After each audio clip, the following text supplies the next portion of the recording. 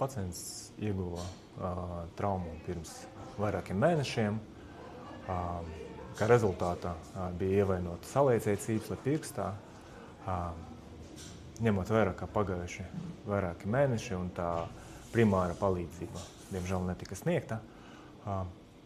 Tā cīpsla šuve nebija iespējama, un tādā gadījumā ir nepieciešama divetapu plastikā. Respektīvi, vasaras beigās tika veikta pirmā operācija, tika atbrīvotas visas rētas, atjaunotas visas struktūras, sašūts nervs un arī ievietots silikona implants, protēze, kas ļauj izveidot jaunus cīpslu apvalkus.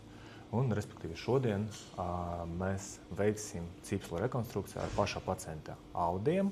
Tiks paņemta cīpsla, kas netiek izmantota ikdienā, un tiks ievietota un rekonstruēta oriģināla cīpsla.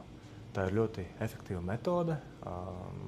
Pacientu, kuriem būtu nepieciešamas tādas operācijas, ir pietiekoši daudz.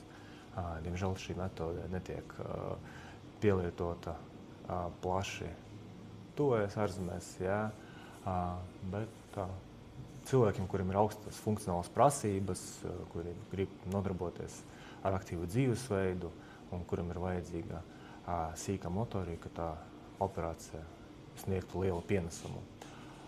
Protams, ka pēc operācijas ir nepieciešams ļoti intensīvs rehabilitācijas periods, ļoti cieši jāsadarbojas ar rokas terapeitiem, fizioterapeitiem, ergoterapeitiem.